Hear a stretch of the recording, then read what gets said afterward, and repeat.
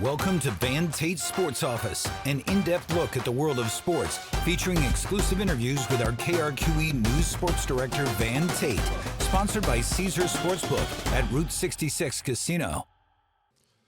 Got a double dip on Sports Office today. Zach Gentry, you know him, the former Eldorado Eagle star, Michigan Wolverine, Pittsburgh Steelers, Las Vegas Raider. Well, he's here to talk with us, but we're going to start with the combat world of boxing. Special guest, Matthew Diamond Boy Griego, who has a big fight coming up April 12th. Man, you get to fight at the pit. At the pit, man. Yeah, that's exciting. I mean, if somebody had told you this, because this is like something that just popped up, right? I mean, you never thought, like, yeah, one day I'm going to fight in the pit just like Johnny and Danny did. Yeah, I mean, they weren't doing fights at the pit, so, like, it really wasn't thought of. I mean, everyone wants to fight there. It's like a dream come true, but it come popping up like this. It was just kind of random, and I had to take the opportunity. And your opponent, Ephraim, from Virginia, right? He's from Houston, Texas. Houston, Texas? Okay, I'm confusing him with somebody else. But yeah. But what do you know about your opponent? He's 10-1. He has 8 knockouts. He's number 3 in the nation as far as the super flyweight division. I understand he has over 200 amateur fights. He was a national champion. He has a decorated amateur career. He's a southpaw, so he's a tough competitor. How excited are you about getting to represent, not only just Albuquerque, but the state of New Mexico at the pit against this guy on the big card with, Rashad Evans and Rampage Jackson on the card? It's exciting. It's a big opportunity for me to show my skills to a whole different crowd. A lot of different people are going to watch this fight because Rampage Jackson, it's an influencer fight. So the headliners. Yeah, so it's going to be cool. A lot of people tuning in, and the pit, it's like I said, a dream come true before, so it's exciting. Yeah, because that's going to bring some extra attention just because it's at the pit. Oh, of course. I mean, and also the Lobos killed it this year, so I think a lot of eyes are on the pit right now, and it's perfect timing, I believe. Well, talk about what you've been doing, waiting for your next fight, because it's been a while since I remember the Angelo Leo card in August, and it's been a while since then. And so what have you been doing to stay sharp and all those things? Well, I sit in the gym. I sit with my strength and conditioning coach. We still doing boxing. Obviously, I broke my hand in my last fight, so I was out of the boxing for a couple of weeks, 6 weeks, I would say, and went back to it. And I kind of, I could say I kind of slipped into a little bit of like a depression for a second. I mean, the last fight with every situation that happened, it kind of messed me up. And I right, because you changed the opponent, the big Abraham, you and Abraham. Yeah. And then you broke your hand. And then I broke my hand during that fight. And, I think that also messed me up a little bit. So I took like a couple months off the gym. I stood strength and conditioning. I stood running just in case. I didn't know what was coming up or what was going to happen. And then got back in the gym, and this opportunity happened to pop up, and I had perfect time to get ready, and so I just took it. Then you went into that depression. Well, how did you get out, man? What did you do? I stepped away from the boxing gym. I think I needed to kind of clear my head and spend time with my family. I have 2 babies, as people know. I have a son, he's 1.5 years, and a daughter that's 3 years old, so spend some time with them. They keep me happy, and my woman does a good job of having my back in whatever situation I have coming. So took a little bit of time away and just had some good times with the family, and then, the opportunity for this fight popped up, and it kind of got me sparked up again and ready to go, so. Yeah, when you said, like when you talked about getting out of it and you brought up the kids, I thought about that. Like, man, like, if you have kids, people who know the joy of fatherhood, it's a different thing. I mean, like all of those things that are bringing you down, they just show up and Dad, and you're just like, oh, what? I don't have anything going on. Yeah, I'm good.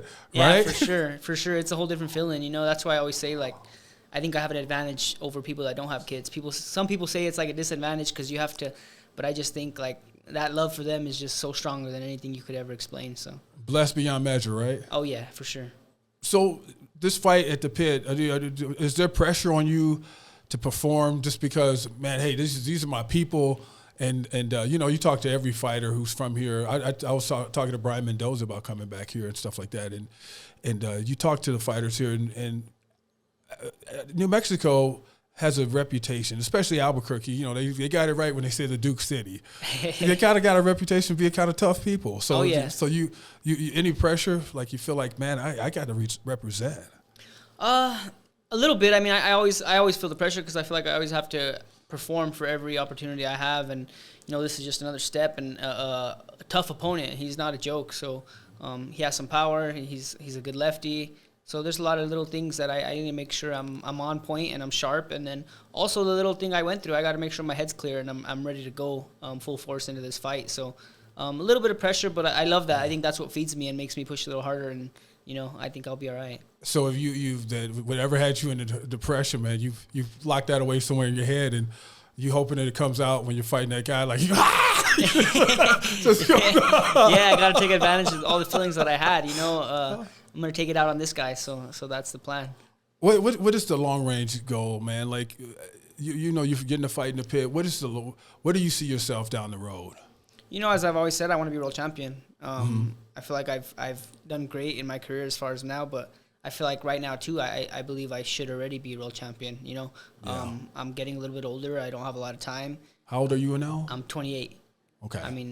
So I don't have a lot of time. I'm in my prime still. I'm still all right, but I just got to kind of do it now because I don't want to fight forever. I don't want to be 35 and fighting still. I kind of want to finish it up before that, and I want to spend time with my family and my kids and be able to enjoy what they choose to do in their life. So that's my plan. How much did it inspire you when you were on the card and you saw Angelo just drop that guy, man, win the world championship in front of his hometown? Like, how much did that inspire you to just, man, now I really want it. I want that thing now. Yeah, because it's possible. That's that reach was an arm length. I seen it happen with my own eyes with somebody that I know personally. And Angelo, that fight wouldn't have been here if it wasn't for Angelo. So he's the one that kind of helped Top Rank come, and he pulled an upset, amazing knockout, and it was just so exciting to see him do that. And like you said, it makes me feel good about it. Like, it's just right there. It's in arm's reach, man. Anybody could do it. You just got to work hard. When he knocked him out, one of our other sports reporters, Brad Benson, we looked at each other. We were like, fight's over, right? That's how shocking it was. Did it get you like that? Because it was just all of a sudden like, boom, it's over. It was shocking. He was winning on the card, so I had him winning kind of comfortably. So I wasn't, and he was taking the guy's shots. Like, anything the guy landed, Angelo wasn't affected by it. And just his whole game plan, I think it was perfect for that fight. He smothered when he had to, and when he was out, he was way out. Like, the guy he fought, he likes to lunge his punches, and I just think Angelo had a perfect game plan. His team put up a perfect game plan, and he just perfected it, and I knew it was going to happen. I didn't know it was going to come by knockout, but I knew he was going to win that fight. The conversation is just getting started. We have more on the other side. Do you have any belt that you're looking at, and specifically, like, there's different organizations out there. Any one that you got your eye on, like, I want that one? Everyone wants the WBC. Everybody wants the WBC belt, but I don't know. I kind of like the WBA title. It's the oldest in the belts, so I think that would be pretty cool to pull a WBA, WBO. But any world title is just going to be, it's a dream come true, so that's the plan. But we're ranked in the WBA as far as NABA title. I want to try to get that now in 115 because I'm moving up in this fight. Do you think you or your kid will want to fight one day? And how would you handle that? Since he was born, I've always said I don't really want him to fight, him or my daughter. I was like, I don't really want him to fight. This sport is very lonely and brutal and unforgiving, like I've said it before. And but I think it's just kind of in his DNA because I've taken him to the gym maybe one time with me since he's been born, and at the house, that's all he wants to do is fight. He throws on gloves, or he'll come in bare hand, and he wants to punch and fight and wrestle, and that's like his favorite thing to do all day long. He's trying to fight either me or his sister. So, are you a mama going, uh-oh? Yeah, a little bit, because like he's kind of giving us no choice. Like, I'm not gonna tell him you can't fight. Like, if that's what he wants to do, I'm gonna make sure he's very good at being defensive and not getting hit, and we'll see what he chooses to do, though. I hope he does like baseball or something like that. Yeah. Well, you're gonna have to get what sport? What other sports did you participate in? I did baseball for a little bit. I did baseball up until I was kind of I loved boxing too much, where I just kind of gave up on baseball. But what's the hardest punch you ever had? Hardest punch I've ever had. It's probably sparring. Really? Oh yeah, probably sparring more than a fight. I feel like in a fight I'm more defensive, and sparring sometimes I get careless, and I've gotten careless and got cracked before. So was it somebody? Was it a local fighter? He is a local fighter. Did you tell him that he did that, or did you just keep it to yourself? I told his team. Yeah, I'm not. We all get hit, man, and that's part of the sport, So So I told them that was one of the good shots I've ever been cracked with. Well, the reason I say that is because in football, like if somebody get a good hit on you, you're more like, oh man, come on, man. Yeah. You know, like you talking trash while you seeing stars. Well, a lot of times, yeah, like during the moment, you're like, that wasn't nothing, and then after you have to let them know, like, that was a good shot, or good job, or whatever. Like I'm a humble person. I don't need to hide nothing. Well, he's going to be given the shots April 12th at the Pit. Matthew Diamond Boy Griego ready to put another victory in his path so he can get down the road to a world championship. As we promised, we told you this is a 2-part show today. And we have Mr. Gentry, Zach Gentry, coming up on the other side. New and improved sports office. You can see new digs, kind of. But, like when we want to break the tape on something, we got to bring in special people. Zach Gentry, former Eldorado Eagles star, went to Michigan, had a great career over there, and now NFL free agent. Played with the Pittsburgh Steelers for a while. You had to get you Raiders. What's new, man? Man, it's a lot of things new, just kind of in limbo right now, football-wise, as a free agent. But, enjoying being back home for sure and being around the family and getting to come do things like this in this nice new studio. So, not a whole lot new, but as far as football stuff, but, it's been good to be back home. And you talk about, like being out there, limbo. What does it look like as far as you playing again, getting on somewhere you might want to go, and how's that working right now? Yeah, I mean, it's all brand new for me because I haven't been a free agent during the season throughout my career. This is year 6 for me, and so this is kind of a new thing. So it's a little hectic, and there's a lot of guessing game, not really knowing what's going to be next, what team it's going to be, and things like that. Obviously, still have a lot of passion, a lot of years left, I think, to play. So it's kind of a whirlwind. I've gotten a few texts recently, hey, from my agency, you good to fly out in a few hours to Cleveland and, work out and meet with them. And so go do that thing, come back. And same thing a few weeks ago in Indianapolis, can you get on a flight in 3 hours to fly out to Indianapolis, meet, work out, things like that. So just kind of staying on edge, staying ready to go, staying in shape, still working out a bunch. But it's really one of those gray areas where you don't really know what the next spot's going to be. Right. And, like your time with the Pittsburgh Steelers, man, how do you see him now? Like Russ, you wish Russ was cooking with you, right? Like you would have. Do you know Russell Wilson? I mean, I've met him before. I don't have like a personal relationship with him, but I'm hearing a lot of positive things. Obviously, he's slinging the ball around really well. It's fun for me to watch those guys because I still know so many of those guys, and Mike T's my guy. I mean, I love Coach Tomlin and had a great relationship with him, so I'm always happy for his success. And I know, like. You being a former quarterback, so this is just for tight end. If somebody said, "Hey, we want to try you," like what was it, Tannehill, who was playing a different position and got to quarterback? Would you consider that? Like if somebody said, "Hey, look, we want you to play some quarterback, man." I mean, you know what I would do? I don't know if I could play NFL quarterback right now. I could play backup NFL quarterback if they'd pay me like a backup NFL quarterback. I could learn it. but motivation. Yeah, right? exactly. If they were going to pay me like a backup NFL quarterback, I would. But I don't know. I think I still got the arm, but I don't know if I could go do it at that level right now.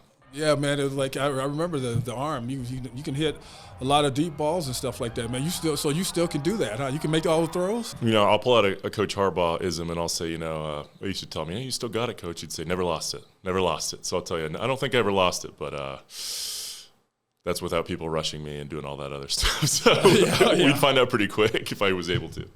Coach Harbaugh, man, hell, that's a name, man. San Diego, Los Angeles Chargers now. Hey.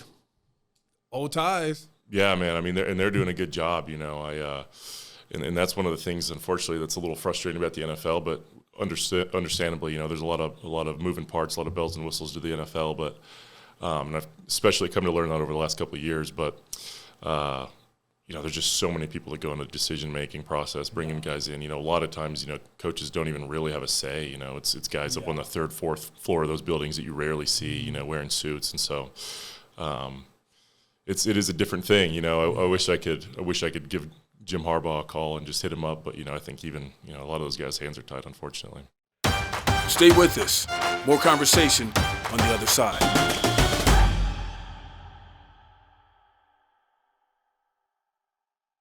We'll get back to the episode in a moment. Monica Wicki here, host of New Mexico Living. I wanted to let you know that this episode is sponsored by Route 66 Casino and Caesars Sportsbook. If you love sports and like having a little action on the game, Caesars Sportsbook is your go-to destination. For rewards and more info, go to Route66Casino.com. Now back to the episode. What about, like playing in some of these games? Fans see it on a Sunday, whether they're in person or from the TV. How would you describe playing in an NFL game? Man, I might be a little boring because, I'm rarely a guy who kind of takes a step back and, thinks about the environment. And, I can only think of a couple times maybe in my career where we were out at practice. Really, I think about it at practice a little bit more, where I kind of like take my helmet off to get some water and I see like the Steelers logo and I'm like, that's pretty sweet. But it only happens every now and then, but like during the game, there's just so much preparation and so much, I wouldn't say worry, but, it's a job and, if you don't perform, then you get fired. So, of course, the game day is something that's always going to be a super cool atmosphere and everything. But more than anything, you're just so focused. You start to learn how to like tune out the noise, and it doesn't really affect you and things like that. Yeah. Do you have any stories that like if somebody asks you? Because like even in this business, man, I got crazy stories from TV from all these years. Oh yeah, I'm sure, yeah. I mean, like you would just be like, what happened? I mean, I've had like. Just things that happen that is just out of the blue and just shocking and surprising. Yeah. You have any NFL stories, man, where maybe you ended up hanging out with certain people or whatever? Man, I will say, I've got to meet a lot of people, a lot of random people, like singers and stuff like that. But was there one that you just like, man, I can't believe I'm here, man. This is crazy. Man. I mean, through my years at Michigan and in Pittsburgh, in one way or another, I was able to meet Michael Jordan, Tom Brady, and Derek Jeter. So those are like three guys that you could argue are the greatest of all time in their three respective sports. So, those are like the first ones that come up when I think about it. But, I've got to meet so many people, so many Hall of Famers, different sports, things like that. And just the day in and day out stuff is the stuff that I remember too a lot. Far away from Eldorado High School, huh? far away from Wantabove, Do you ever think about that, man? Like, hey, man, that's been quite the journey. It has, and like I said, I'm not a guy that really thinks about that stuff too often. But in times like this where there's not, I get a little bit more downtime than normal. I'm out there working out on my own and trying to stay in shape. Start to think about it a little bit more. I've been. Matter of fact, I wake up most mornings and I go help out the Eldorado football team and help them at their practices and, not necessarily coach, but just kind of be there. And I like to be around it, still watch film and stuff like that. So that definitely resonates with me more than it maybe used to, because now I'm kind of seeing these kids who, I was in their shoes 12, 13 years ago or whatever it was, that it's pretty cool for me to see from that perspective. And I'm sure they look up to you. Hopefully I try to at least instill a few things in them they can take with them, because, it's more than anything, as I've gotten older, you see what it takes to be like a quality human being more than anything. And there's a lot of maturing throughout your life, and especially, high school kids, they think that that's like their prime, and that's when they're going to have to make all their decisions and be who they are. And, I've seen a lot of growth out of myself and just the people I've been around over the last 4 or 5 years. And so just try to instill some of that knowledge in them. So, Albuquerque, New Mexico as a whole is becoming like the second Hollywood. So what if Hollywood called you, man? Zach Gentry, the actor. I've definitely never thought about that, You could be like that guy. What was the guy from Game of Thrones, The Mountain? Yeah, no, that would be typecasted for sure.